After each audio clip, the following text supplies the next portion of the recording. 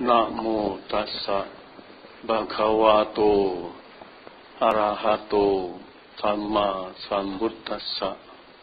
Namo tassa bhagavato arahato samma sambuddhassa. Namo tassa bhagavato arahato samma sambuddhassa. Bapak, Ibu, saudara-saudara yang berbahagia dalam Dhamma, seminggu lagi kita akan masuk purnama bulan Waisak 2563. Hari ini tanggal 12 Mei. Kita masih masa SPD sembulan pendalaman Dhamma. Para biku keliling di berbagai tempat untuk memberikan wedangan Dhamma. Pada kesempatan ini tentu kita semua juga hadir untuk kepentingan yang sama, yaitu mendengarkan Dhamma yang menjadi tuntunan hidup kita masing-masing. Penggolongan manusia pada umumnya dalam banyak cara. Ada manusia baik, ada manusia buruk. Manusia pintar, manusia bodoh. Manusia ganteng, cantik, dan sebaliknya. Manusia kaya raya dan miskin. Tapi pada kesempatan ini, penjelasan ingin saya sampaikan kepada kita semua. Penggolongan manusia dulu ada 3 tipe. 3 tipe manusia pada umumnya, dan 3 tipe manusia pada umumnya itu ternyata ada penggolongannya, pengelompokannya, perumpamaannya seperti pasien, seperti orang sakit, seperti orang yang tidak sehat. Loh, kalau gitu kita manusia pada umumnya tidak sehat. Nah iya, justru itu, manusia pada umumnya tidak sehat, sakit. Secara Dhamma, manusia pada umumnya sakit. Ya kalau sakit parah beneran itu, iya kita tahu, sakit mental benar-benar parah ya itu. Tapi ada yang sakitnya tidak sampai separah itu. Kita masih golong sakit, tapi tidak sampai separah itu. Tidak sampai seperti orang gila, tidak waras itu. Tapi tetap masih sakit juga. Maka disebut seperti pasien. Pasien itu ada 3 macam. Nah, 3 macam pasien itu mungkin para dokter atau perawat seharusnya sudah tahu. Tapi menurut Dhamma begini sangat baik bagi para dokter, para pengasuh, para perawat untuk menelaah lebih jelas. Ternyata 3 pengelompokan itu, 3 penggolongan itu, 3 tipe itu jangan sampai disamakan, apalagi ditukar. Tipenya beda, jenisnya beda. Ini mungkin yang kalau kita lihat, kenapa orang sakit kok berobat, diobati kok tambah sakit, atau malah fatalnya kok mati. Berarti ada salahnya. Keliru dalam mungkin menganalisa atau menelaah atau memperiksanya, bukan tipe 1, tipe 2, tipe 3, tapi disamakan. Nah, akibatnya jadi diberi obat sembarangan juga. Fatal akibatnya. Tapi kalau mengerti ada 3 tipe pasien, mestinya tidak sampai salah kasih obat. Tidak akan. Nah, apakah 3 tipe itu? Menurut Anuttarani ke-3 nomor 22 di situ saya cantumkan. Yang pertama adalah ada pasien yang entah dia dapat makanan, entah dia dapat obat-obatan yang sesuai atau tidak, perawatan yang sangat memadai atau tidak sekalipun, jangankan dapat perawatan yang memadai, dapat makanan yang sesuai, tidak sekalipun bagaimanapun juga sama kelasnya tipe 1. Jangankan tidak dirawat, tidak diberi makanan yang sesuai, diberi sekalipun, ya sesuai sekalipun, tetap tidak sembuh-sembuh, tidak bisa sembuh. Nah, kita mesti ngerti itu. Dan tidak hanya dokter dan perawat yang mesti ngerti, kita semua, karena kalau keluarga kita yang sakit, atau kita sendiri yang sakit, kita dituntut memaklumi keadaan itu memang nyata seperti itu bagaimana. Tetap diperjuangkan berobat, dicarikan obat yang sesuai bagaimana, tapi ternyata juga masih demikian. Tipe 1 ada seperti itu. berjuang, bawa ke berbagai tempat, dokter mana, para paranormal, para ahli, para tabib dukun, bawa ke pantai baca parita, tidak sembuh-sembuh juga. Apalagi tidak diperjuangkan pun tidak sembuh. Ada tipenya. Tapi memang kita dituntut sabar. Kadang-kadang tidak ngerti. Alah, mati sajalah, kenapa kok begini saja kok tidak bisa sembuh-sembuh. Tidak boleh seperti itu. Tidak boleh seperti itu. Tipe 2 sebaliknya, berlawanan dengan tipe 1, kebalikan dari tipe 1. Kalau tipe 2, jangankan dia dapat obat yang sesuai, dapat makanan yang sesuai, dapat perawatan yang memadai, tidak dapat pun ternyata dia bisa sembuh. Hebat tipe 2 ini. Kok bisa sembuh ya? Bisa. Apa? Nah, justru tipe 1 dan tipe 2 kita bisa bahas kalau kita gambarkan dengan hukum karena, bisa kita mengerti. Sangat bisa kita mengerti. Kenapa tipe 1 seperti itu? Tidak sembuh-sembuh. Kok tipe 2 enak sekali, cepat sekali sembuh? Kenapa? Faktor karma tentu yang jelas membedakan. Saya tidak sebut di situ, tapi pemahaman kita harus sampai ke sana. Kenapa dia tidak bisa sembuh tipe 1? Tipe 2 kok lekas sekali sembuhnya? Kadang-kadang kita ngalami sakit. Ditengok orang berkesan pada di depan kita. Bante, bapak kesan nggak sakit ya? Nah, tapi karena justru memang itu sudah baik, lekas sembuh. Karena kesadarannya juga kuat, sabar, sadar, tenang, damai. Penyakit yang ada itu tidak tampak, tidak kelihatan. Penampilannya itu segar, sehat, padahal sakit. Itu tipe 2.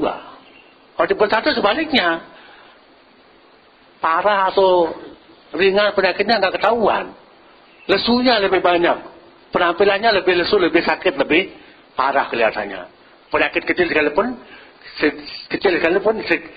penyakitnya mungkin ringan, tapi karena dirinya berkeluh kesah, aduh. Jadi penampakannya tuh sakitnya parah sekali, padahal enggak. Itu tipe 1 memang. Jadi sulit sembuh apa sebabnya? Batinnya itu loh. Sakit fisik kayak apa, tapi mentalnya lebih sakit. Lebih parah sakit mentalnya dibandingkan dengan fisiknya. Makanya lah sembuh-sembuh. Kalau tipe kedua kebalikan. Parah sekalipun penyakit fisiknya, tapi mentalnya tetap kuat. Itu kosong dengan poin batinnya yang tenang damai gitu, harmonis, sudah bisa membantu sembuh. Belum berobat pun sudah sembuh. Apalagi berobat. Tipe 2. Itu tipe 2. Kalau tipe 3 beda lagi. Tipe 3 harus kita jadikan patokan. Bukan tipe 1, tipe 2. Tapi tipe 3. Sebab tipe 3 ini, siapapun pasiennya, dia bisa sembuh, dia bisa membaik, dia bisa pulih dari penyakitnya jika dia dapat obat yang sesuai. Dapat perawatan yang sesuai. Dapat perawatan yang memadai. Baru bisa sembuh. Maka harus ikut resep dokter. Itu betul. Kadang-kadang petunjuk dokter minum 3 kali ya. Jangankan diminum, disentuh pun tidak. Ditaruh, simpan di lemari. Gimana mau sembuh? Kan begitu masalahnya. Jadi tipe 3 ini penting.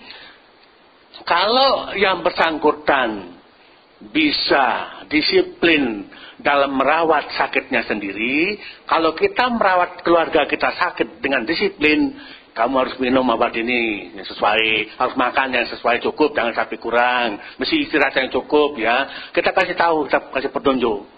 Dia harus jalankan itu. Dia mesti sembuh. Dia harus sembuh kalau seperti itu. Harus bisa sembuh kalau seperti itu. Karena kita perjuangkan. Bawa ke dokter mana, konsultasi dokter siapa, kemana lagi perlunya, berbagai macam cara untuk kita bantu supaya bisa sembuh. Baru bisa sembuh kalau kita perjuangkan dengan berbagai macam cara itu. Tapi kalau kita abaikan, kita biarkan, atau kita beri perhatian tapi salah. Kasih makanan, harusnya tidak boleh makan yang pedas-pedas, dikasih makan. Tidak boleh makan yang minyak-minyak, dikasih. Kamu makan aja semuanya. Nah ini yang masalah. Makanya bukannya sembuh, tapi apa jadinya? Semakin parah, semakin menjadi-jadi, semakin fatal penyakitnya. Karena tidak sesuai obat dan makanan yang diberikan. Perawatannya tidak memadai, asal-asalan. Semaunya, seenaknya. Nah, dan tidak sembuh. Bukannya sembuh, tapi malah semakin parah, semakin fatal, semakin menjadi-jadi penyakitnya. Nah tipe 3 ini menjadi pedoman. Buat siapa? Terutama dokter dan perawat. Tapi kita semua juga, kalau anak kita sakit, istri kita sakit, suami kita sakit, keluarga kita sakit, kita harus peduli. Yang harus peduli itu yang sehat. Ini juga salah kaprah kadang-kadang. Yang sakit diserahkan, udah kamu terserah, kamu berobat sendiri. Lah, mana bisa begitu? Mestinya kita yang sakit, ya sakit. Minta tolong yang sehat. Kalau kita sehat, tolong yang sakit. Peduli sama yang sakit, kita rawat yang sakit. Kita mesti peduli sama yang sakit. Kita yang sehat mesti perhatikan obatnya apa, makanannya apa. Nah, kayak ke dokter mana lagi berobat, cari obat yang tepat. Ya obatnya tepat, perlu carikan. Yang sehat yang punya kepedulian untuk merawat yang sakit, yang bersangkutan.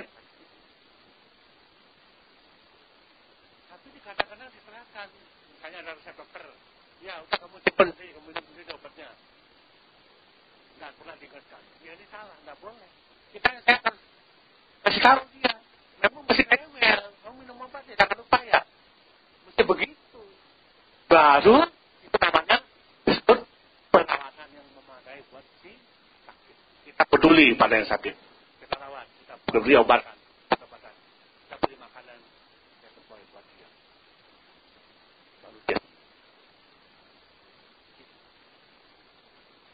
Nah kadang-kadang maaf kata ya, di antara kita ada yang seperti itu. Saya sekali sakit, nggak usah lah, jangan tunggu dulu. Sudah parah baru, sudah terlambat baru, ya ke dokter. Ya nggak ada gunanya, itu nggak sesuai namanya. Perawatan tidak sesuai, tidak memadai. Seharusnya baru beridap itu langsung konsultasikan dokter, bawa ke dokter, ajak ke dokter. Apa kata dokter kan kita ikuti, itu baru benar. Ini orang sakit, ada 3 tipe. Itu sakit fisik, yang jadi perumpamaan ini 3 tipe pasien itu sakit fisik umumnya. Sekarang kalau kita bergeser, manusia ada 3 tipe pada umumnya juga. Bukan yang sakit fisik, tapi umumnya sakit juga. Bukan sakit fisik, tapi sakit apa? Mentalnya yang tidak beres, tidak benar. Ada berbagai macam tipe penyakitnya juga. Tipe 3 macam dikelompokkan. Seperti 3 jenis pasien tadi, 3 tipe pasien tadi. Tidak usah jauh-jauh saya sebutkan, seperti tes tadi saya sebutkan, tipe manusia. Orang yang sangat serakah, orang yang rakus, yang galak, yang benci, dendam, iri hatinya tinggi, itu misalnya. Dibantu obat yang bersangkutan, dikasih nasihat apa, susah. Diberitahu, galakan dia, kerasan dia. Sulit. Dikasih tahu macam cara, keras kepala, tidak mau tunduk, tidak mau ngikut. Ya bagaimana mau sembuh? Itu penyakit mental. Misalnya seperti itu. Jadi kalau dalam teks itu disebutkan kan itu 3 tipe manusia kan hubungan dengan Sang Buddha. Kalau zaman sekarang kan yang sudah saya sebutkan tadi. Jangankan umat awam, biku pun ngasih tahu nasihat kadang-kadang susah. Lah itu zaman Buddha sama. Nah kalau di zaman Buddha itu dikatakan tuh ada manusia tipe 1, ya, apakah punya kesempatan jumpa dengan Sang Buddha langsung dengar dhamma dari Sang Buddha itu? Tidak. Orang itu tidak bisa masuk dalam jalan kepastian. Tidak bisa masuk mencapai kesempurnaan. Yang artinya sulit untuk bisa menangkap, memahami, mengerti apa kata Sang Buddha, apa maksud Sang Buddha. Ini saya ingin singgung lagi, saya sering katakan kalau saya sama. Ada istilah masuk telinga kanan, keluar telinga kiri. Saya tidak setuju istilah itu. Kalau masuk terus keluar lagi harusnya ada nyantul, nyangkut harusnya. Tapi saya bilang bukan masuk, mental. Tidak masuk, ini nutup telinga. Jadi kalau kita kasih tahu apapun ya percuma. Tipe 1 begitu memang. Keras kepala, nakal, bantah, pokoknya segala macam susah. Ada anak tipe begitu, ada orang tipe begitu, ada. Orang tua yang punya anak, orang tua yang punya anggota keluarga seperti itu, bagaimana ya harus bersikap, berusaha berjuang, caranya gimana? Minta bimbingan siapa, ajak ketemu siapa, minta nasihat siapa, dan berusaha harus berjuang supaya dia berubah. Susah. Jadi seperti kalau dengar kata-kata kita, dia nggak dengar, dia keluar balik langsung mental, bukannya masuk, bukan dia dengar, tapi nggak dengar gitu, seperti nggak dengar. Jadi sulit berubah. Jadi kalau zaman Sang Buddha dulu nggak bisa masuk ke dalam kepastian, nggak bisa mencapai kesempurnaan, itu manakal artinya kalau kehidupan kita sekarang ada banyak orang, tipe orang tertentu seperti itu sulit untuk bisa berubah. Kita bantu bagaimana caranya, kasih nasihat, kasih petunjuk, kasih saran, kasih berbagai macam cara untuk dia bisa ngerti, memahami, sulit. Nggak bisa. Tadi saya singgung sedikit serakah atau rakus apa nih, melekat. Kalau orang yang melekat, orang yang tipenya kuat sekali serakah, kita coba, jangankan serius mau nyenggol ngambil barang dia. Sentuh aja, wih, galaknya luar biasa, marahnya seperti apa. Kita kalau mau kasih tahu dia, jangan begitu, sulit. Dia nggak mau dengar. Ini punyaku, kamu mau bisa apa-apa, jangan ganggu saya. Ini punyaku. Keras, sulit untuk bisa mendengar kata-kata kita. Gitu, sulit berubah. Untuk bisa lebih baik dari sebelumnya, tidak mudah, tidak gampang. Sangat sulit. Itu tipe 1. Sekarang anak. Makanya orang tua, pengasuh, keluarga, punya anak seperti apa, tipe 1 ini, ya memang tetap berjuang. Bekerja keras untuk mendidik, membina anak itu dengan sebaik-baiknya. Bagaimana caranya bisa dididik, dirawat, dibina, diajarkan, didik seperti apa? Orang tua punya tanggung jawab. Tapi memang keadaannya tipe 1 seperti itu. Berat. Tipe 2, sebaliknya, ada manusia yang jangankan kita mau bicara banyak-banyak, bicara sedikit saja, teksnya itu disebutkan dalam Buddha, beri pengarahan berapa kepada yang bersangkutan, dia lebih cepat mengerti, memasuki jalan kepastian dan mencapai kesempurnaan bisa. Karena dia memang punya tipe kedua itu mudah dibimbing, mudah diarahkan, mudah dia ajarkan, mudah dididik, mudah dibina. Nah, gitu. Nah, ada anak tipe 2 seperti itu. Jangankan udah besar, masih kecil pun sepertinya sudah dewasa. Kita ngomong apa dia lebih cepat ngertinya. Ketahuan dia tipe 2 kan? Kita ngomong sedikit dia lebih banyak ngertinya. Tipe 2. Ada anak tipe 2. Ada orang tipe 2. Mudah sekali.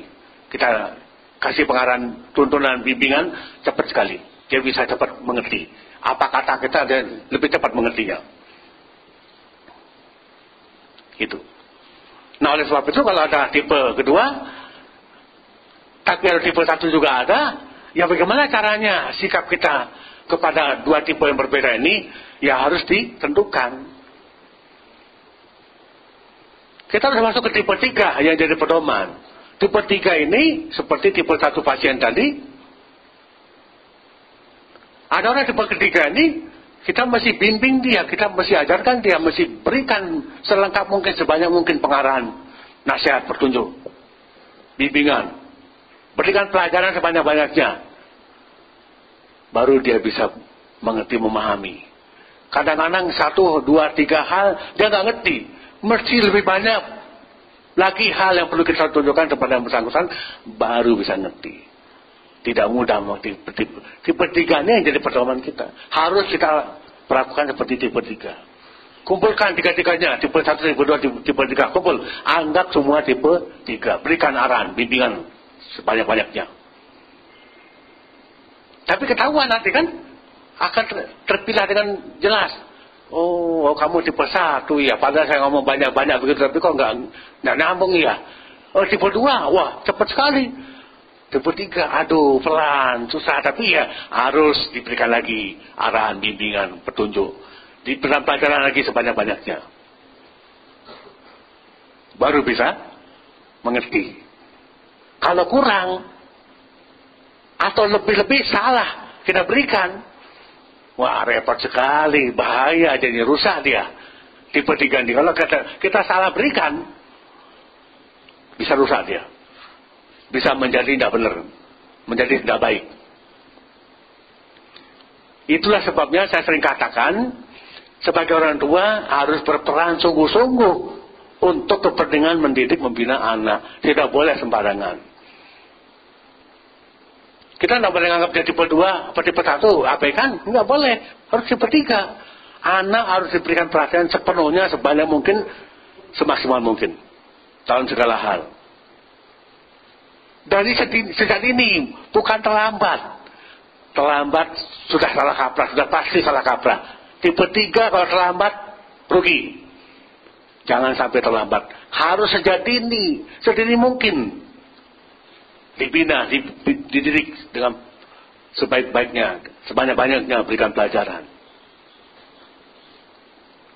Baru dia bisa mengerti dan melakukan perubahan juga akhirnya. Dengan mengerti dia bisa bikin perubahan sendiri.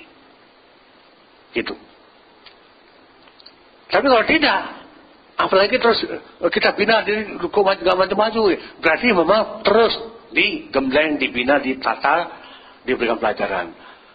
Terus sulit-sulit, oh ketahuan dia tipe 1 nih anak. Wah. Kalau ada 3 anak, akan ketahuan. Kita bimbing, bina sebanyak-banyaknya, akan ketahuan nanti. Tipe 1, tipe 2, atau tipe 3. Maka tipe 3 lah yang kita jadikan pedoman, patokan. Jangan tipe 1, tipe 2. Ya. Nah, dengan begitu nanti kita akan lihat perubahan. Bisa terlihat perubahannya kalau kita terus bekerja keras, berjuang memberikan pendidikan yang sesuai. Coba kalau zaman sekarang, seperti ada berapa anak, ada yang dikirim ke luar negeri, ada yang tidak, ada yang disesuaikan juga. Kalau yang pintar dikirim ke luar negeri, yang kurang pintar dikirim dia di lokal saja, di sini di kampung sendiri saja. Atau kalau di desa ya nyangkul-nyangkul saja, kepala sapi nggak usah keluar kemana-mana. Wah, dikelompokkan begitu langsung. Nah, tapi kalau orang desa umumnya ya belum banyak yang memperhatikan anaknya harus kirim luar daerah, tapi harus di kampung halaman terus di desa. Nah, jadi ya memang beda tipe orang tua. Kalau orang tua yang punya pedulian masa depan untuk anak, seharusnya terus membina, menggembleng, mendidik anak dengan sebaik-baiknya demi masa depannya si anak sendiri. Nah, pedoman berpikir kita sebagai orang tua, sebagai guru ya, demi dia, demi si anak, demi si murid, bukan demi kita. Untuk dia, bukan untuk kita. Untuk masa depan dia, ya kita mesti bantu dia sepenuhnya. Bagaimana caranya memberikan pendidikan, pembinaan, penggemblengan, pendidikan, dan sebagainya itu agar sesuai buat dia sendiri. Masa depannya menjadi terjamin. Masa depan menjadi jelas. Tidak sembarangan. Nah, ada orang punya cara berpikir jadi orang tua. Pernah ada yang bertanya ke saya, Tante, kan menurut ajaran Dhamma kan semua masing-masing kan tanggung karma sendiri-sendiri, Bante. Jadi anak saya setelah dia pilih apa, mau kemana, mau setelah dia pilih sendiri, betul dong berarti. Oh, itu namanya orang tua nggak tanggung jawab, saya bilang gitu. Keliru kalau orang tua begitu caranya. Enggak, bukan begitu. Justru jadi orang tua harus didik dia benar, arahkan dia benar, bina dia benar, berikan pendidikan sebanyak-banyaknya. Memang sesuai dengan kemampuan, tapi jangan sampai dibatasi. Harus diberikan pendidikan cukup. Lalu agama juga. Sebagai murid ajak anak ke wihara lah. Nah, nanti seperti apa masa depannya akan tergantung. Kalau orang tua membina mendidik anak secara benar, anak tidak akan sembarangan. Tidak akan melupakan orang tua. Tidak akan melawan orang tua. Kalau orang tua sudah mendidik anak secara benar. Tapi kenapa sekarang anak-anak meninggalkan orang tua, kabur, lari, pergi kemana, tanpa permisi juga? Jawaban saya apa? Dulu orang tua salah cara ngasuh anaknya, akhirnya ditinggal. Ini bisa jadi begitu, kesalahan orang tua. Kalau orang tua membina mendidik benar, tidak akan seperti itu. Ada sebuah cerita, ini kisah nyata, pas orang tersebut ngantar saya, jemput saya dalam mobil ngobrol, bukan di Jakarta, di luar daerah jauh. Nah, dia bilang, anak saya pandai, dia bilang, sejak kecil dididik bina, sampai sekarang dia udah kuliah besar. Beberapa hal dia cerita, salah satunya jodoh. Dia bilang gini, pandai, benar enggak, nih saya udah mendidik anak saya, membina anak saya arahkan anak saya. Kamu enggak boleh punya pasangan jodoh, mesti sama-sama Buddha, sama-sama Buddha. Dibina, dididik begitu. Anaknya bilang, iya Pak, saya harus berusaha, saya harus berjuang untuk menghormati, untuk memenuhi harapan Bapak. Tapi karena anak ini kan dewasa berpikirnya, menurut bapaknya cerita itu saya perhatikan ceritanya, oh anaknya dewasa. Anaknya kadang-kadang, Pak, Bapak kan menginginkan saya punya pasangan hidup yang sesuai seperti harapan Bapak. Iya kan? Tapi kalau saya dapat orang yang seperti apa tadi, siapa yang jamin Pak? Siapa yang bisa jamin? Kalau saya dapat orang yang saya ikut dia, gimana Pak? Kalau seperti itu gimana Pak Andi? Bapaknya tanya ke saya. Itu berarti anakmu dewasa. Sekarang yang penting bina, didik dia jadi anak yang baik. Soal apa pilihannya nanti, terus dia seperti itu dewasa namanya. Sepengetahuan orang tua, tidak melanggar orang, tapi kan dapatnya demikian ya. Jadi harap maklum, itu maksud anak itu betul. Berarti dia dewasa. Saya bilang gitu. Oh begitu ya Pak? Iya. Yang keliru, yang salah, yang fatal jadinya serba larang dan apapun tidak boleh, harus sesuai dengan maunya orang tua. Ini jadi fatal. Anak pun membelot, tidak mau dia. Oh kalau begini aku lari saja, aku dari pelarian keluar, tidak mau di rumah aku kalau begini. Kan itu yang terjadi sebenarnya. Salah kaprah. Salah cara mendidik, salah cara mengasuh, salah asuh katanya. Kalau salah asuh ya jadinya, ya dampaknya itu buruk. Kan begitu. Nah oleh karena itu, bagaimana supaya kita bisa membina mendidik dia dengan benar? Ingat 3 tipe ini. Tipe 3 terutama harus kita jadikan pedoman. Bina betul dia, didik dia benar. Kadang-kadang ditanya caranya. Kan seperti sistem Sang Buddha kan bertanya kepada siapa yang sedang dialog, sedang bertanya, sedang diskusi, sedang belajar. Ditanya. Kamu bagaimana maunya? Kamu mau seperti apa? Ingin bagaimana? Ditanya kan begitu. Nanti kan dia mau. Ya kalau betul mau gitu. Kalau kamu mau jumpa seperti nanti, kalau ketemu seperti ini, jadi gimana?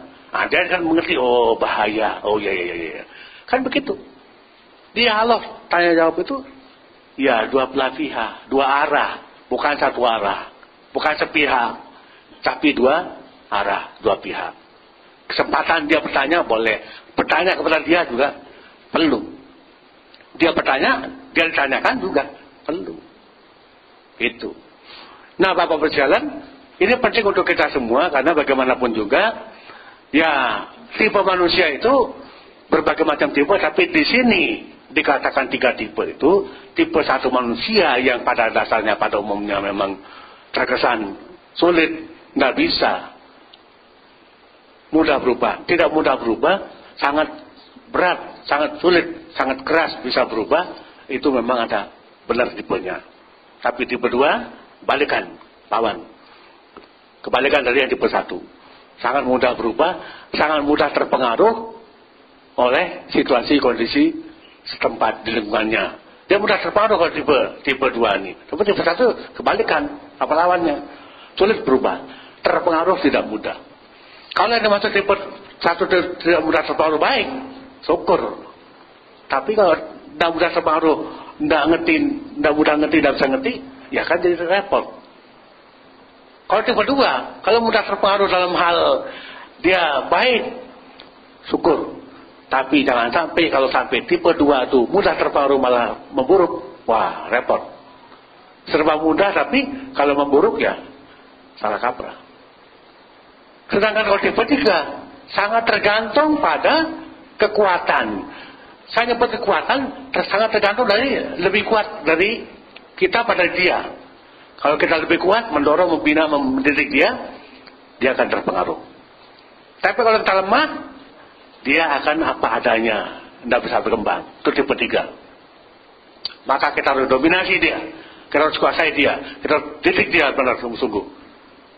Ambil bagian semua untuk bisa bina dia, baru dia bisa mengalami perubahan yang membaik. Ini tipe 3, ya. Dan kita anggap semua tipe 3, nanti akan ketahuan perkembangannya, perubahannya, seperti apa kemajuannya.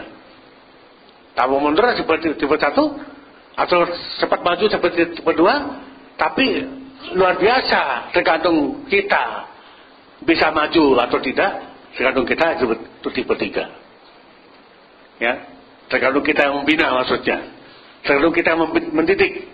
Kalau kita mendidiknya kurang, kalau membinanya kurang, dia majunya sedikit.